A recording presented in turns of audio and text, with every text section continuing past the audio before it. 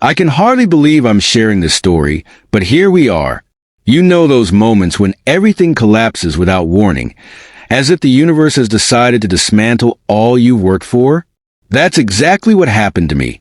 My name is Mackenzie, and at 32 years old, I lost everything when my son, Tyler, experienced a terrifying accident at the playground.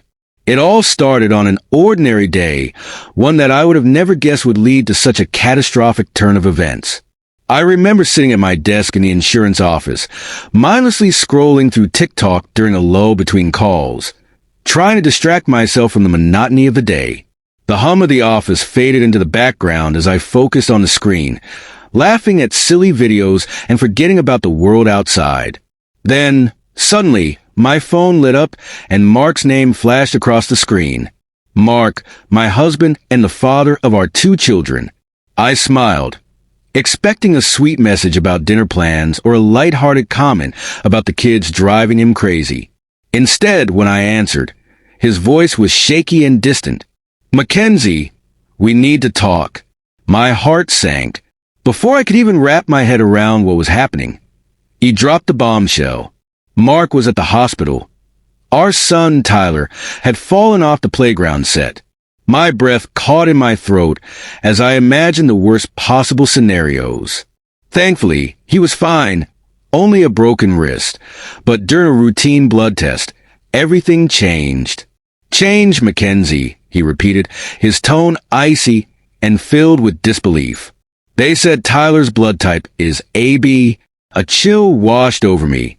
"I'm O negative, and Mark is A." I felt my world tilt on its axis.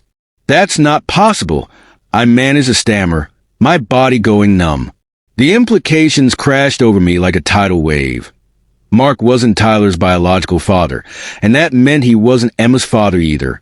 Mark didn't shout. There was no dramatic outburst.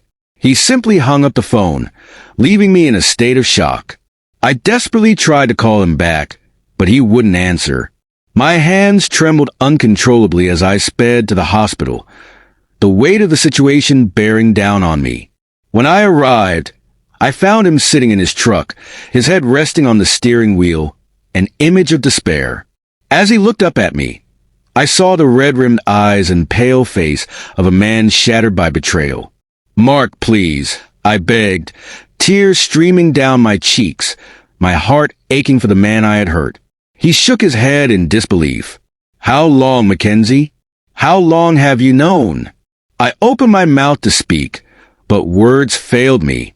What could I possibly say to justify the truth I had buried so deep, that I had almost convinced myself it didn't matter? He let out a hollow laugh, wiping his face in frustration. I was so damn proud of being their dad, of being a good husband, and this whole time it was a lie.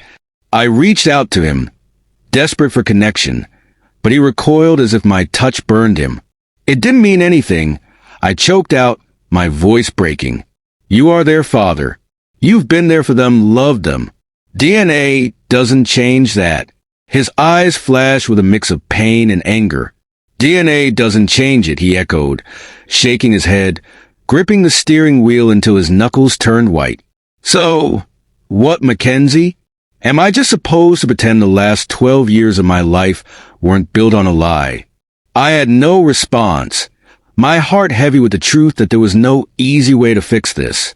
Then, something within him snapped. "I can't do this," he declared, putting the truck in reverse.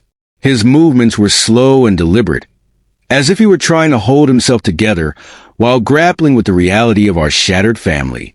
"Mark, please don't do this. Don't leave. We can fix this. We can work through it," I pleaded, my voice trembling with desperation. He looked at me with eyes filled with an intense emotion that made my chest ache. "I just spent 12 years raising someone else's children, Mackenzie. And the worst part, I would have done it forever if you had just told me the truth." With those words, he drove away, leaving me standing in the parking lot, a whirlwind of emotions crashing over me. Regret, sorrow, and the terrifying realization that life, as I knew it, was over. That was a year ago, and he never returned. At first, I clung to the hope that he just needed time, that once he calmed down, he would come back to us. But days turned into weeks, and weeks into months, until I found myself signing divorce papers.